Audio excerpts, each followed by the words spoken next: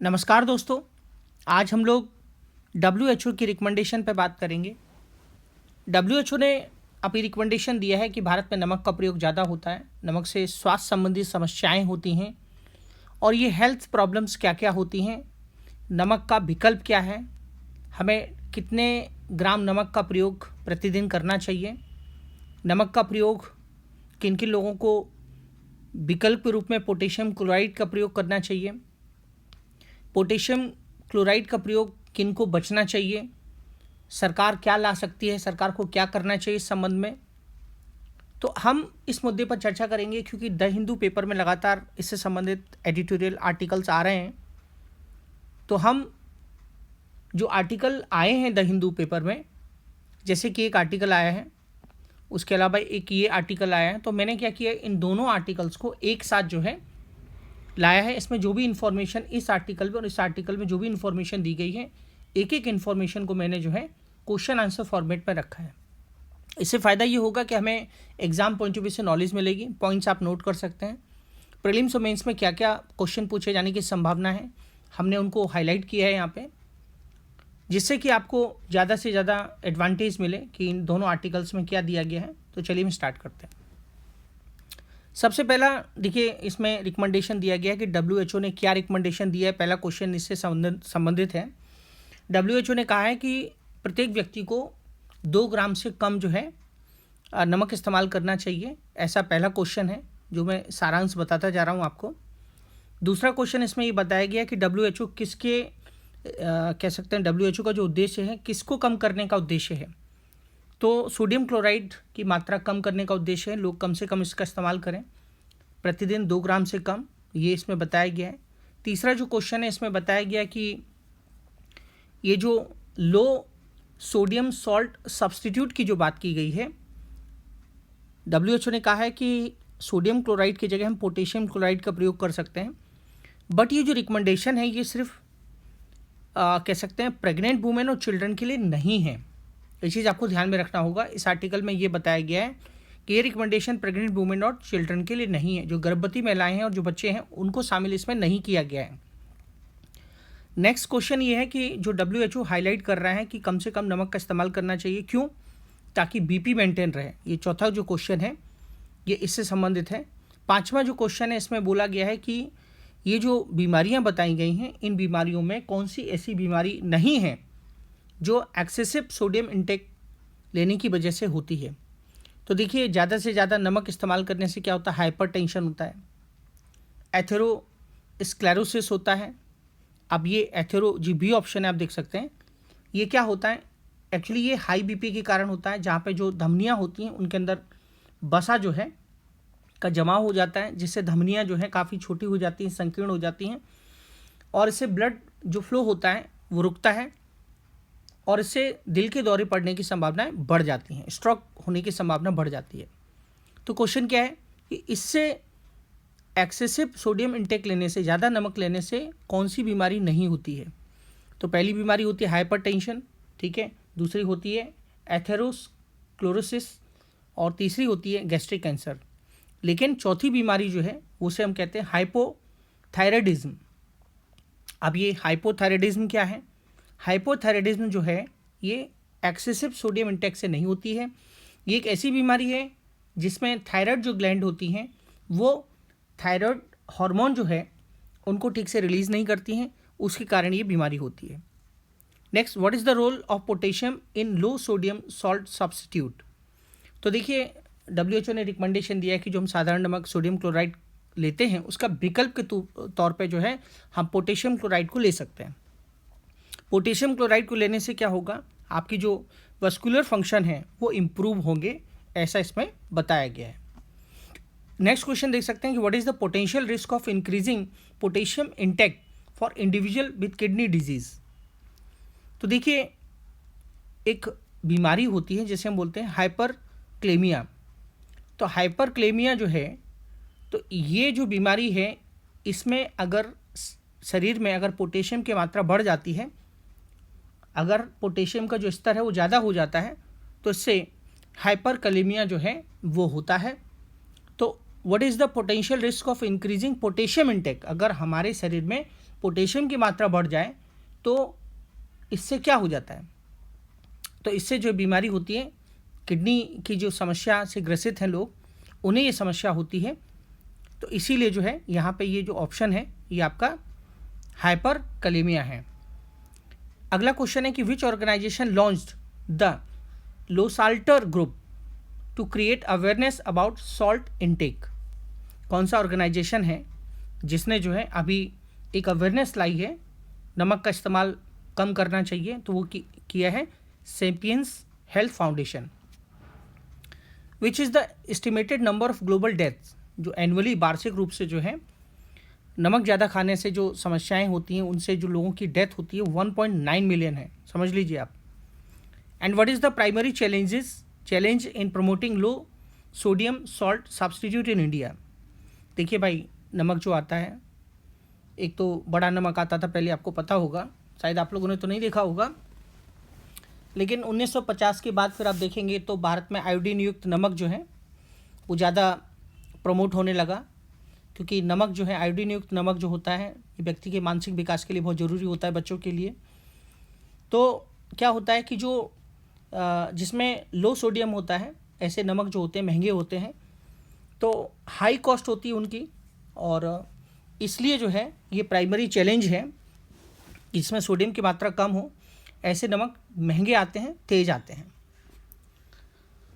Which of the following is key recommendations of WHO for policy makers regarding low sodium salt substitute?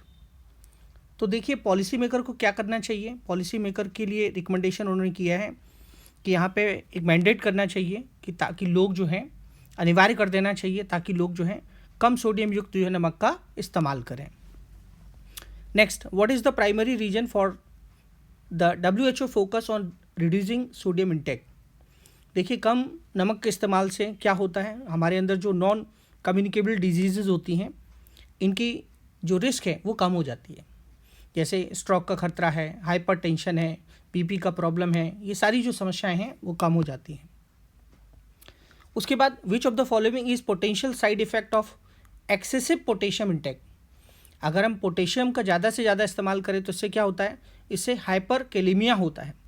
और hyper kalaemia क्या होता है, high potassium levels in the blood में अगर potassium की मात्रा ज़्यादा हो जाती है तो उससे हाइपर कैलेमिया होता है। Next question, what is the primary goal of the लोस्टलर ग्रुप। तो मैंने आपको बताया अवेयरनेस से रिलेटेड जो है ये है, मैं पिछले डिस्कस कर चुका हूँ पीछे। Which of the following is a major risk factor for atherosclerosis. ठीक है, क्या क्वेश्चन पूछा गया है कि विच, इस आर्टिकल में जो बात की गई है वो क्या बात की गई है कि जो बीमारी होती है वो होती है एथेरोस्क्लेरोसिस। एक्चुअली जिनको हाई बीपी रहता है उनको एथेरोस्क्लेरोसिस होने की संभावना हो जाती है, जिसमें धमनियाँ जो हैं वो काफ़ी कह सकते हैं कि नैरो हो जाती हैं, संकीर्ण हो जाती हैं। ब्लड प्रेशर जो कह सकते हैं बीपी का जो ब्लड का जो फ्लो है वो काफ़ी कम हो जाता है और इससे स्ट्रोक होने का खतरा बढ़ जाता है। तो क्या पूछ रहे हैं, which of the following is major risk factor for atherosclerosis. तो इससे हाइपरटेंशन के कारण ये समस्या होने की संभावना रहती है। उसके बाद which is what is the primary reason for the high cost of low sodium salt substitute in India. तो मैंने आपको बताया कि इस प्रकार का जो नमक है उसकी जो प्रोडक्शन होता है जिसमें सोडियम कम रहता है, उसका लिमिटेड प्रोडक्शन भारत में रहता है। Which of the following is a key recommendation of the WHO for reducing sodium intake. तो रिकमेंडेशन WHO ने ये किया है कि हम सोडियम क्लोराइड की जगह पोटेशियम क्लोराइड ले सकते हैं और पोटेशियम का इंटेक जो है वो हम बढ़ा सकते हैं। What is the primary focus of the WHO guidelines on the low sodium salt substitute. तो मैं अभी आपको बता चुका हूँ, low BP. Which of the following is a key stakeholder in the WHO efforts to reduce sodium intake. तो हमारे इसमें कहा गया है कि हमारे जो की स्टेक होल्डर हैं WHO के जो एफर्ट्स में हैं कि सोडियम की मात्रा जो है, सोडियम क्लोराइड की मात्रा कम की जाए, तो इसमें कौन कौन हेल्प कर सकता है। फूड इंडस्ट्री कर सकती है, हेल्थ प्रोफेशनल कर सकते हैं, पॉलिसी मेकर कर सकते हैं। तो इसका आंसर क्या होगा, all of the above. What is the primary reasons for the WHO recommendation to reduce sodium intake in India? क्योंकि देखिए भारत में high burden of cardiovascular diseases हैं, तो इसलिए जो है इनके बर्डन को कम किया जा सके, इसलिए WHO का ये रिकमेंडेशन है। ये कुछ क्वेश्चन हैं जो मेंस के लिए हैं, जिसमें आपको बताना है कि रिकमेंडेशन WHO की क्या है, ये आपको ध्यान में रखना है। और दूसरा क्वेश्चन ये है कि किस तरीके से जो है WHO जो फोकस कर रहा है लो सोडियम सॉल्ट सब्स्टिट्यूट के लिए as a public health intervention क्यों कर रहा है। तो आपको बीमारियों के कारण बताने होंगे कि भारत में किस तरीके से जो है हेल्थ के इश्यूज़ हो रहे हैं, क्या क्या हेल्थ के इश्यूज़ होते हैं, उसमें कार्डियोवास्कुलर डिजीज़ के बारे में आप बता दीजिए, फिर आप नॉन कम्युनिकेबल डिजीज़ के बारे में बता दीजिए, BP, हाइपरटेंशन, ये सब आपको बताना है। अगला जो क्वेश्चन है वो ये क्वेश्चन है कि what is the significance of salt in India's public health policy या पब्लिक हेल्थ हिस्ट्री। तो आप बताएंगे कि 1950 से जो है भारत में आयोडीन युक्त नमक स्टार्ट किया गया, क्योंकि मेंटल हेल्थ के लिए बहुत ज़रूरी होता है ये, इसके बारे में आप बता सकते हैं। अगला क्वेश्चन है कि how does excessive sodium consumption effects cardiovascular health. तो आपको पता है नमक से क्या क्या समस्याएं होती हैं, और ये सारी चीज़ें हम पहले डिस्कस कर चुके हैं, वही चीज़ें आपको लिखनी है कि नमक ज़्यादा लेने से, नमक ज़्यादा खाने से क्या प्रभाव होते हैं हमारे कार्डियोवास्कुलर जो है हेल्थ पर।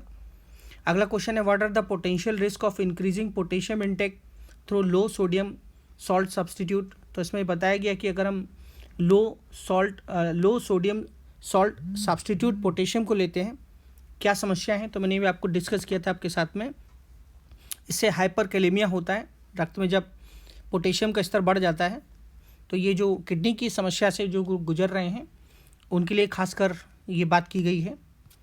उसके बाद आप हम देखेंगे कि what are the potential risk of increasing potassium intake. ठीक है, तो पोटेशियम इनटेक का अगर कह सकते हैं हम ज़्यादा लेंगे तो इससे क्या प्रॉब्लम आएगा, हाइपरकैलेमिया, रक्त में उच्च पोटेशियम स्तर।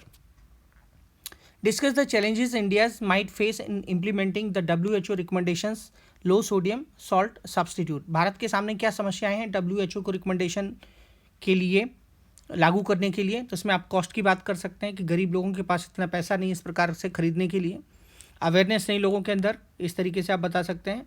इंडस्ट्रीज़ को भी, इंडस्ट्रीज जो हैं उनका प्रतिरोध झेलना पड़ेगा, पॉलिसी इम्प्लीमेंटेशन का चैलेंज है।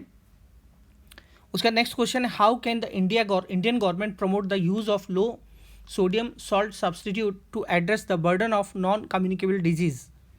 तो इसमें बताना पड़ेगा कि इंडिया जो है, how can the Indian government promote, कैसे भारत सरकार इसको प्रमोट कर सकती है ताकि लोग लो सोडियम सॉल्ट सब्स्टिट्यूट पर आएँ और सोडियम क्लोराइड की जगह पोटेशियम क्लोराइड को यूज़ करें, जिससे जो नॉन कम्युनिकेबल डिजीज़ हैं उनका बर्डन कम हो सके। तो सरकार को सब्सिडी देनी होगी, पब्लिक अवेयरनेस लानी होगी, रेगुलेशंस लाने होंगे, हेल्थ केयर ट्रेनिंग देनी होगी, और इंडस्ट्रीज़ के साथ क्या करना पड़ेगा, कोलेबोरेशन करना पड़ेगा। Critically analyse the role of potassium chloride in low sodium salt substitute and its implications for public health in India. ठीक है, तो आपको यहाँ पे एनालाइज करना है, आपको बताना है कि पोटेशियम क्लोराइड जो है उसका क्या भूमिका होगी, तो उसके बेनिफिट भी बताने पड़ेंगे आपको कि क्या बेनिफिट है। जैसे मैं आपको बता चुका हूँ कि अगर आप पोटेशियम क्लोराइड का यूज़ करेंगे तो BP आपका कम होगा, शायद में रिस्क ऑफ हाइपरटेंशन कम होगा, CBDs का जो प्रॉब्लम है वो नहीं होगा, स्ट्रोक की प्रॉब्लम। ठीक है, मैंने आपको बता चुका हूँ कि इसके क्या क्या बेनिफिट हैं अगर हम सोडियम क्लोराइड की जगह पोटेशियम क्लोराइड लेंगे। लेकिन रिस्क इसकी जगह क्या है हमें ये भी बताना पड़ेगा। तो मैंने आपको बताया हाइपरकैलेमिया की बात मैंने आपको बताई है। फिर इम्प्लीमेंटिंग चैलेंजेस आपको लिखने हैं, उसमें चीज़ें सब वही हैं। उसके बाद what lessons can India learn from its iodise salt campaign to implement low sodium salt substitute effectively. तो भारत को क्या सीखना चाहिए, ठीक है, ताकि भारत जो है इस लो सोडियम सॉल्ट सब्स्टिट्यूट को जो कैंपेन है, जो WHO ने जो है गाइडलाइंस दी हैं, उसको कैसे हम प्रभावी रूप से जो है इसको प्रतिस्थापित कर सकते हैं। तो सबसे पहले अवेयरनेस लाना पड़ेगा, गवर्नमेंट का सपोर्ट देना पड़ेगा, टारगेटेड डिस्ट्रीब्यूशन PDS सिस्टम वगैरह पे मॉनिटर करना पड़ेगा और इवेल्युएट करना पड़ेगा। How does the WHO recommendations for low sodium salt substitutes align with India's national health policy and it's goal for NCD prevention. तो इसमें देखो ये बताना है, इसमें पूछा गया है कि किस तरीके से हम इस रिकमेंडेशंस को लागू कर सकते हैं, कैसे अपने NCD के गोल को हम कह सकते हैं अचीव कर सकते हैं। तो इसमें आपको बताना पड़ेगा कि जो हमारी नेशनल हेल्थ पॉलिसी उसके साथ जो है हमें WHO की जो रिकमेंडेशन है उनको अलाइन करना चाहिए उनके साथ में, ताकि हम इस लक्ष्य को प्राप्त कर सकें। उसके बाद data and evidence based question जो हैं, जिसमें आपको बताना होगा कितने लोगों की मृत्यु होती है और कह सकते हैं कि इससे क्या क्या दुनिया में क्या फेस हो रहा है, भारत में क्या फेस हो रहा है, कुछ इस तरीके के आंकड़े आपको देने पड़ेंगे। What are the global and Indian statistics on health impact of high sodium intake. तो वही चीज़ आपको फिर से रिपीट करनी है कि ग्लोबली जो है 8 मिलियन डेथ्स होती है एनुअली, अगर हम देखेंगे, क्योंकि पुअर डाइट होती है, which 1.9 million are attributed to high sodium intake. ठीक है, जैसे मैं आपको पहले बता चुका हूँ। तो ये जो कह सकते हैं आपको बताना होगा कि किस तरीके से भारत जो है हाइपरटेंशन की प्रॉब्लम झेल रहा है, डायबिटीज़ की प्रॉब्लम झेल रहा है, कार्डियोवास्कुलर डिजीज़ की प्रॉब्लम झेल रहा है। तो इसलिए जो है एक कह सकते हैं कि ये जो डेटा है, इस डेटा के बेसिस पे आपको जो है इस आंसर को बताना है, हेल्थ इम्पैक्ट को। And what ethical consideration should be taken into account when implementing low sodium salt substitute in India. तो यहाँ पे आपको आंसर लिखना है, आपको जो बताना है एथिकल कंसिडरेशन के बारे में बताना है। तो इसमें सबसे पहले इक्विटी के बारे में बताना है कि यहाँ पे जो है जो लो सोडियम जो है कह सकते हैं कि जिसमें लो सोडियम होना चाहिए, सोडियम क्लोराइड की जगह पोटेशियम क्लोराइड होना चाहिए, सभी को एक्सेसिबल होना चाहिए। ठीक है, पहला आप ये बता सकते हैं। फिर उसके बाद सभी लोगों को अवेयरनेस होनी चाहिए, हाई रिस्क के लोग हैं उनमें ये ज़्यादा अवेयरनेस होनी चाहिए, इंडस्ट्रीज़ की रिस्पॉन्सिबिलिटी होनी चाहिए। How can public private partnership help in promoting low sodium salt substitute in India. तो आप इसमें फिर से वही बात कर सकते हैं कि सब्सिडाइज प्रोडक्शन होना चाहिए, अवेयरनेस कैंपेन होना चाहिए, R&D होने चाहिए, रिसर्च एंड डेवलपमेंट और पॉलिसी एडवोकेसी होनी चाहिए। उसके बाद फिर इसमें है कि in light of the WHO recommendations, what steps should India take to balance the benefits and risk of low sodium salt substitute। तो देखिए WHO के संदर्भ में जो सिफारिशें हैं उसमें इंडिया जो है कैसे स्टेप ले सकता है, कैसे बैलेंस कर सकता है, इंडिया को क्या क्या करना चाहिए। तो ये आपको R&D की बात करनी है, आपको इंडस्ट्रीज़ को साथ में लेके चलने की बात करनी है, आपको PDS सिस्टम की बात करनी है, आपको गरीब लोगों तक जो है उस प्रकार का सॉल्ट जो है पहुंचाने की बात करनी है। इस तरीके से आप जो है आंसर को लिख सकते हैं। तो ये हमने बहुत शॉर्ट में आपको दोनों आर्टिकल का समरी बताया है। निश्चित रूप से आपको समझ में आया होगा, आपने इनको नोट डाउन कर सकते हैं। अगले हम फिर किसी टॉपिक के साथ मिलेंगे। थैंक यू, धन्यवाद, जय हिंद।